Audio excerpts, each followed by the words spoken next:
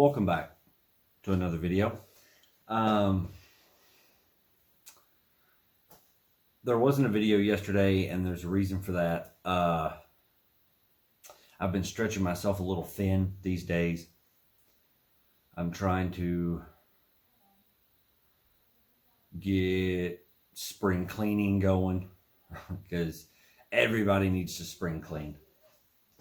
And I've got all these other things going on that I'm stretching myself real thin because I try to make the video and edit it in one day so I can get it up on my channel the next. And it's just so after thinking about it and contemplating on it for a while, I've decided that I'm going to do a video every other day. Give myself a little breathing room. Just for a while until things calm down a little bit. And then maybe I can go back to doing them every day. I don't know. It might change, but that's just where I'm at right now. So let's get into the topic for today. I thought I would do a video on some basic and useful tools for my craft.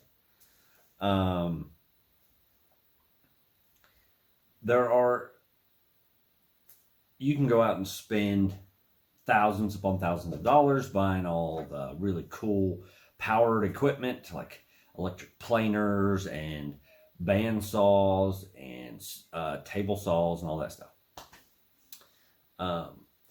Not everything requires that, though. Not everything requires the big tools, the expensive tools. You can get by with just the basics of stuff. A good handsaw, whether it be one of the old school ones, the big handled one, a little handsaw, whatever. It all works. Like I have, find it. I apparently took it out. I don't know what to do with it. Okay. It's a camper's saw that I use sometimes, and it works really well. You don't have to have the big expensive stuff to do what you need to do, and not all of it requires lumber. As a woodworker, that's an odd statement, but I needed a place to put all my sandpaper because it was in an old Lego box. And I'd have to shuffle through it all to figure it out. Now I've got it organized and ready to go. And I made that out of a cardboard box. Well, 2 cardboard boxes. With tabs to hold the shelves in and everything. Like, when it works. I've got my 220, my 150, my 120, 100, 80, and 60 grit. I have one of those weird memories where I can remember where it all is without having to label it. I'll probably label it anyway, but hey. Now my area right here is just covered in pieces of cardboard where I was cutting them yesterday. So as for the basic tools that you need for things, now these are extremely easy to get. You can buy these all day long at any hardware store, any big super center, whatever. Tape measures are anyone's best friend. Any maker's best friend. One of these. I'm not a big fan of these though, to be honest with you. For big stuff, they're great. For what I do, the smaller stuff, a ruler. Just a simple ruler is all you need. A little 12-inch ruler. I made that using a ruler. Nothing else. Well, no other measuring tool. So if you get your hands on one of these, you'll thank me for that. They're far more accurate than one of these. The problem is these metal things, they bend and they get like kinks in them, and then your measurement's off by just a hair, and that can throw off any intricate project. A pencil or a Sharpie One of the two. That's what you need. Because any maker, carpenter, metal worker, whatever, without a marking tool, you're screwed. There's no doing your job. So you can get these pretty simple or pretty easily at any hardware store. A set of files. They don't have to be real fancy or expensive. They don't have to have the best handles. Like if the handle comes off, you just wrap some duct tape around it. Give yourself a little more comfortable of a grip. Fine. But files are fantastic because there are spots, little sections that need to be ground down, and you might not have the tools necessary to get to them to cut them. So a file is what you want. It gives you a little bit of room. It opens the room so you can file it down better. I have 3 sets of files, 2 big sets, and then 1 really small intricate set. And that one they're actually made for jewelry, but they work well for really small intricate projects. Like I do a lot of pendants and I do a lot of bracelets and stuff like that, and to get in those little tiny hard to reach places, the small files are perfect. Now, no carpenter is a carpenter without a set of chisels, because a chisel, let's say you cut down a board and it doesn't exactly come out even on just the end, and there's maybe 1/8 of an inch that needs to be taken off. A chisel will do that. You don't even have to have a hammer. If it's sharp, you can just set it on there and glide it along. And the common misconception is that you lay it on there flat, like this, with this degreed sloped edge up. No, that sloped edge is to rest it on the board. That's the point. So when you push it, you're raking off what you need to take off. But you can take too much out if you're not careful. Okay, files. Now, a tool that's not real expensive, it is a power tool. It's not real expensive though, and it has saved my life in many situations. And that is a rotary tool, or the common term is a Dremel. But Dremel's a brand. So, I mean, mine is a Dremel. But any rotary tool like this is fantastic, because you buy this and it comes with a few bits, some sanding airbags with some little sanding barrels to go on it. But I would suggest buying this and then a kit of multiple heads. You've got diamond heads, you've got grinding wheels, you've got cutoff wheels, all these different things. Here, let me run and grab it. All right, kit. This is one of the best things I've ever purchased. Now, these are sanding barrels. They're sanding pads, but they're shaped like a little barrel. And they go on one of these.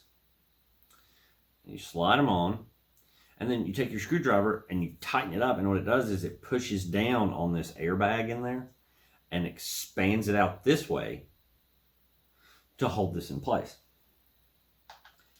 And it's fantastic. I love these things. They're extremely useful. You can do extremely intricate work with them. Love them. Okay, so we'll talk about a few of the parts that go with it. So I've got the head that's in it, which is a little, it's a metal engraving head. Well, here's another one that's pointed. And they're grooved at an angle so they get in there better. You've got this, which is just an edge refining bit. It's diamond studded, so it grinds away metal really well. I don't use those much. I'm not a big metal worker, but they are useful all the same. Then you've got more engraving bits that are little balls that do unbelievably intricate work. You get drill bits with it to actually drill holes. Here's a grinding wheel. Let's see. Now these are what I was talking about with the cutoff wheels. They're just like on an actual big grinder. They're just cutoff wheels to cut metal off. You've got wire brushes. There are buffing pads for jewelry and stuff. See? Looks like a little bullet or suppository, depending on who you are. A little flap sander. And this kit right here, I think it cost $15. You don't have to have some big expensive one, just a little $15 one would be perfect. Now there are polishing wheels that have wax on them. There are little tiny pieces of sandpaper. I mean, they're so versatile and so useful. I would honestly suggest anyone who does any kind of crafting, who is a maker, as they say, that you get one. They're worth every penny, and they're just so versatile. Bigger sandpaper. There's all kinds of stuff in here. Half of which I don't use, but oh well. It's just how it is. Okay. All right. So there we go. All right. So Dremel. Buy yourself a Dremel. You'll absolutely love it, and you'll thank me later. Okay. So for any crafter, you draw blueprints. You need to. I mean, I like to use cardboard because it's rigid and it gives you a better idea of how it's going to look in 3D. Like you can take a whole box and draw all over it for a table and then cut it out. Well, to cut it out, you could use scissors, but it'll dull them real quick. Cardboard will. Get you a box cutter and extra blades. It'll take you farther than you could ever imagine, because I use a box cutter almost every day for something. More so lately because I've been clearing out boxes here in the basement. But I'll take it one step further with those. Okay? If you're wanting to do more intricate and detailed cutouts for what you need, an X-Acto knife is one of the best purchases you'll ever own. But be very careful. I have buried that blade, not this one specific, but an X-Acto blade all the way through my hand before. I was working a job and we were having to cut foam with one of these, and I would cut it, and then I turned around and did something, and I ran it clean through my hand. Like the tip came out the back of my hand. So be very, very careful. They are unbelievably sharp. They put a razor blade to shame with how sharp they are. So practice safety when you use one of these. Always keep the lid and keep it on it. So, okay, we're going to move on to something else that is, it's bladed, but it is very, very useful.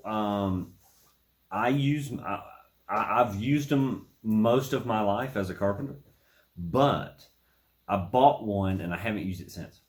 Since I bought it. So, a hand planer. You can get them in different shapes, designs. You can get them made out of plastic. I wanted one that's metal with the wood handles because it's so comfortable in the hand. The metal ones are made better. They last longer. They can rust and rust and rust, and they're still one of the most versatile and rugged things you'll ever have. You have to remove the plate on top of it. It goes right here. You can see that. And then you take the blade out to sharpen it. Now I desperately need to sharpen this one. I haven't used it, but I bought it and it was it's supposed to be brand new. It wasn't, I don't think, because there were chips in the blade. I mean, it was wrapped up, but there were still chips in the blade. So I do need to sharpen the blade on it before I use it. But I have a project that I'm going to get to use it on here really soon. My youngest son's birthday is in April. It's near the end of April. And I am going to build him a toy chest. Because right now he's just using like old, it's 2 old clothes basket things for his toys. Because we didn't really want to buy him one. So I'm actually going to build him one. It's going to be good size. I'm real excited to start on that. And that's another reason why I'm going to start doing videos every other day, so I can work on some of my own personal projects for the house and for family and stuff like that need to be done. I have to repair my mother's kitchen, or my parents, their kitchen table chairs are they're really, really old. My grandmother redid them, and I'm gonna fix the chairs for, because they're starting to come apart. I'm going to put them all back together, wood glue them together and everything like that. So I've got to take the time to do that too. So, but I'm totally going to use this when I get to the toy chest and the coffee table upstairs. But first I have to build me a lumber rack so I can get my wood out of the rain. I was actually going to build something today. I was going to start on that toy chest today. But I woke up this morning and there's severe thunderstorms all day. So I've got to build me a lumber rack so I can bring all my wood down here. We might do a video on that one though. I don't know. But so I know I am odd. We'll just go with that. But every time I hear that there's going to be a thunderstorm, I get excited. Because I get to hear Thor, and it just makes me happy. Let me bring this blade in, so it's not out here nicking fingers. Yes, and they are adjustable, so you can pick the depth of what you're planing. So, okay. So, I have 2 more things here that I really want to talk about. Another thing that you desperately need, I don't have a nail gun, so I drive all my nails in by hand with a hammer. But get yourself a drill. You can get them for pretty cheap. There are some certain super centers out there that have their brand that are pretty good. They're not awful. They don't last forever, but they're not bad. So I would honestly suggest that you pick yourself up a drill. Because it simplifies your work. Before I had a drill, I had to use trigger discipline. I used to have to put everything together with nails, and that was hard. And then I thought, well, maybe I'll get one of those ratchet screwdrivers and drive screws in that way. That's even harder. Get yourself a drill. You won't regret it. I don't care what brand you get. I have my own personal preference. But I don't care what drill you get. You just need one. Okay, so the final tool in this little smorgasbord of tools that I'm talking about, it's a necessity. In any shop, you need it. You have to have it. It makes the job so much better. It makes the job more enjoyable. And that is a speaker. I don't care if it's a full radio set, like a stereo, a Bluetooth speaker like this, just your phone. Music is the key to a comfortable and happy work environment. No matter what you're doing, you have music, you want to work harder, you're more focused. I don't know. I guess it just takes up part of your mind so you can actually, I don't know. But music helps me tremendously. And I can't give up my music. I just can't. So now that we've talked about these, just a few tools here, these are sort of the basic tools, minus the saw that I didn't show, that a carpenter really needs. Let me check it. Make sure.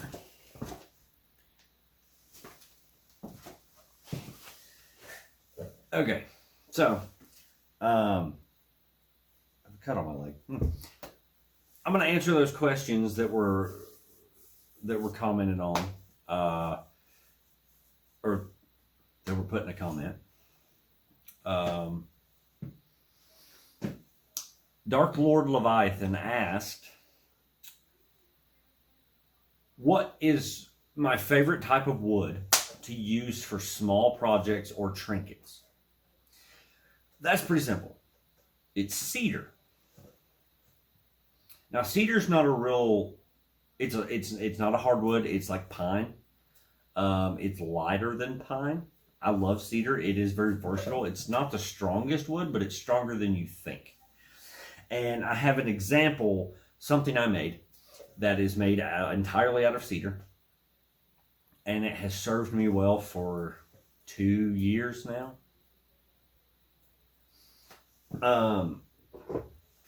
So I have several axes and I love to display them. So I built myself an axe hanger. And it is made entirely out of cedar plank. And I cut this out for it to hang in. And it's extremely light. I mean, it weighs a third of a pound, maybe. Like, it weighs nothing. I don't know, ounce-wise, I don't know. But it holds this thing, the one I was throwing in the other video. And it holds it extraordinarily well. It's strong. It's not going anywhere. This hangs in my living room. So, and I even named it on the back here. The axe, not the hanger. But cedar is my favorite type of wood. Period. I don't think I can actually narrow that down to just for small trinkets and stuff. I think cedar itself is my absolute favorite wood. It smells so good when it's cut or burnt. It's so easy to work with, and it's so versatile. You can make almost anything out of it. They make siding for houses out of it, cedar shakes. I have all kinds of little stuff around the house that I made out of cedar. I got a bunch of cedar from a friend, and I went nuts with it. I built a little bit of everything. So cedar is just my favorite type of wood, period. My favorite wood for bigger projects, though, is either redwood, but redwood is really hard to get, and it's illegal to harvest without a permit because the trees are so rare and they're not on this side of the country. You can buy it online, but you can only buy small bits of it. You can't get big planks out of it to work with. Not that I found anyway, not that I'm going to pay for. But it's wormy chestnut is my favorite wood to work with on big projects, followed by redwood and then tiger maple. Yeah. Because tiger maple, when it's hit with like a pine stain, the stripes come out in that and just pop, and it's gorgeous. It's gorgeous. Another question he asked was, do I have a favorite or meaningful tool? Yes, I do, and I was actually talking about it earlier. So I like to do a lot of stuff by hand. I've been using my power tools more lately for speed. But Non-power tool, my favorite, probably my little Japanese saw, because it's just so easy to use. But favorite tool in general is my rotary. And it's more than just being useful or efficient. When my wife and I first got engaged, I had an idea to make us a ring box to keep our rings in when we were going to get married. And a guy I was working with at the time, he cut me a piece of cherry wood, scrap cherry wood, and gave it to me. And then he gave me this rotary tool right here, this Dremel. And he goes, early wedding present. We hadn't been engaged very long, I don't think, at the time, although my memory's fuzzy. But he gave me that. One of his own personal tools. He goes, here, take it. I don't need it. You use it. You take it and do whatever you want with it. Build with it, make whatever you want. So that has more meaning to me because it was a gift to me. Now, all my tools mean something to me. I do appreciate them all, and I try to take care of them all. But that one stands out among all the rest.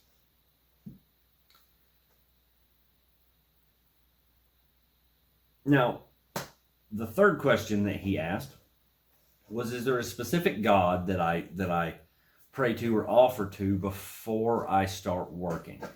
No, there is not. But I do offer to the dwarves. I mean, they're the master crafters. They're the master builders.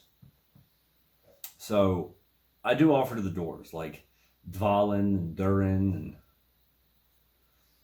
those are all, I mean, they all worked on Freya's necklace.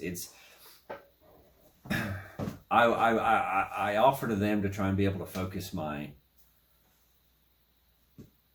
skill and craft. Now, on the subject of the dwarves, I have noticed and heard a lot of people talking about those names are referenced in a popular film franchise. There are several names within that exact film franchise that are stolen from Norse mythology. Right? Mythology, wrong word. Norse lore.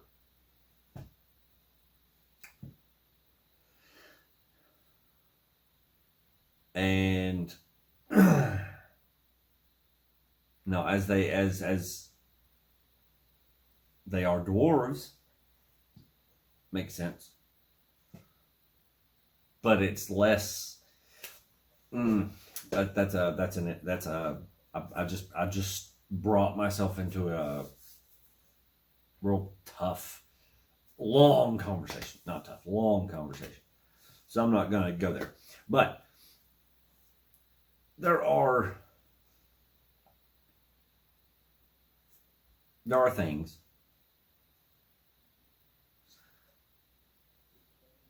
that have been stolen from Norse lore that we all know. One specifically being the names of the dwarves. So, but that's yeah. I wanted to answer those questions. I wanted to talk about some just basic tools and show off my sandpaper holder. It's nothing special. It's just cardboard, but it works because my wife thought, hey, let's order one. And I'm like, no, why spend money on it when I can just make it? So, there are many, many other tools I have. And maybe we'll do another video on tools. That's fine. I don't mind doing that. But as I said, I'm going to probably start doing a video every other day instead of every day, so I can kind of focus on other things. But thank you for watching. I do appreciate it.